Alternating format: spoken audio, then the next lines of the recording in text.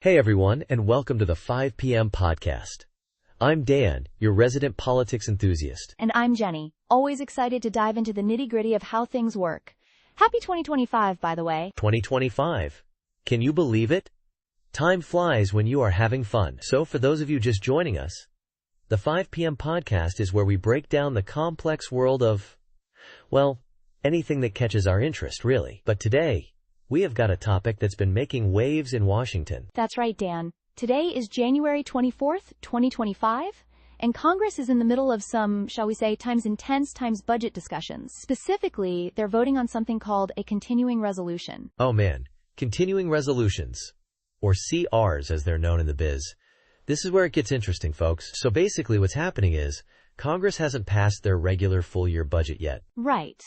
And because they haven't agreed on that big budget, they need a temporary fix to keep the government running. That's where this CR comes in. This one's called HR 10,545, if you're into tracking these things. And this isn't the first time they've done this, right, Jenny? It feels like we're always hearing about these last-minute deals to avoid a government shutdown. It's pretty common, actually.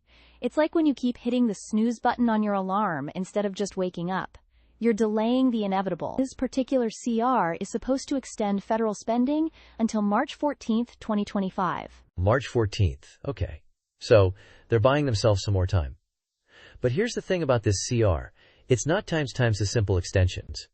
They've packed it with some other important stuff. Exactly. And this is where it impacts people beyond the politicians in D.C.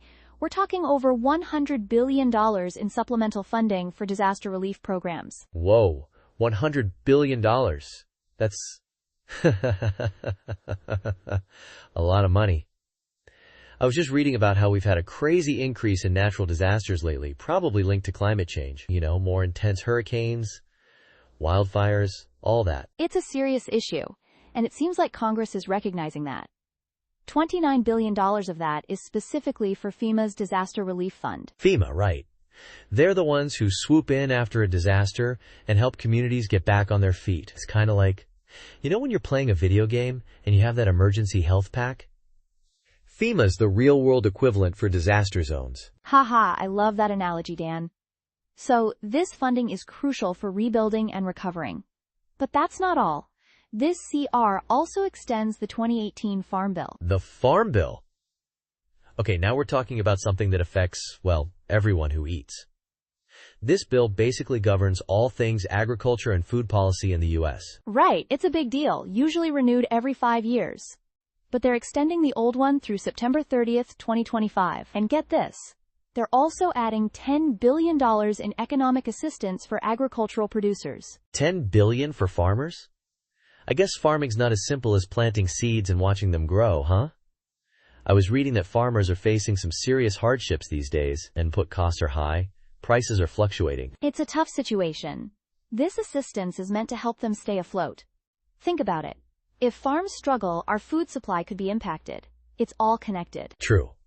And speaking of connected, this CR also impacts hospitals. They're delaying payment reductions for something called the Medicaid Disproportionate Share Hospital Program. Now that's a mouthful. Let's break that down. Basically, some hospitals, especially in rural areas, rely on extra funding because they serve a large number of Medicaid or uninsured patients. This CR keeps that funding flowing. So it's like a safety net for hospitals that are already stretched thin. I can see why that's important. If these hospitals close, especially in rural areas, people might have to travel really far just to get basic health care. Exactly. Access to healthcare is a big deal. Now, Dan, you've been following the politics of this closely. What's the vibe in Congress? Is this CR a done deal? Well, it passed both the House and the Senate with bipartisan support, which, is kind of rare these days. 366 to 34 in the House and 85 to 11 in the Senate. Wow, those are some strong majorities. So, it seems like both sides are mata morti on board with avoiding a shutdown. Yeah, it seems like it. But, and here's the thing about these CRs, some experts are worried. They say relying on these short-term fixes creates uncertainty and makes it hard for government agencies to operate efficiently. I can imagine. It's like trying to plan a road trip, but you only know your route one day at a time. You can't really plan ahead, can you? Right. Dr. Sarah Johnson, a senior fellow at the Brookings Institution, she was saying that these stopgap measures are no substitute for proper long-term budgeting. It can lead to inefficiencies and uncertainties. So it's not just about the money, it's also about how it's being managed. It sounds like a bit of a mess, honestly. It is. And there's also this detail that caught my eye. The CR does not times reauthorize something called Secure Rural Schools. Now, this program has been around since 2000, and it helps counties that used to rely on income from timber harvests. Oh, that's interesting. So, these communities that depend on forestry, they're going to be impacted by this? It seems so. It is a bit surprising that it wasn't included. I mean, we are talking about communities that have relied on this funding for over 2 decades. It's these kinds of details that often get lost in the bigger budget debates, right? It's easy to focus on the large numbers and forget the real impact on specific communities. Totally. And, this whole situation, it makes you wonder, why is it so hard for Congress to just pass a regular budget on time?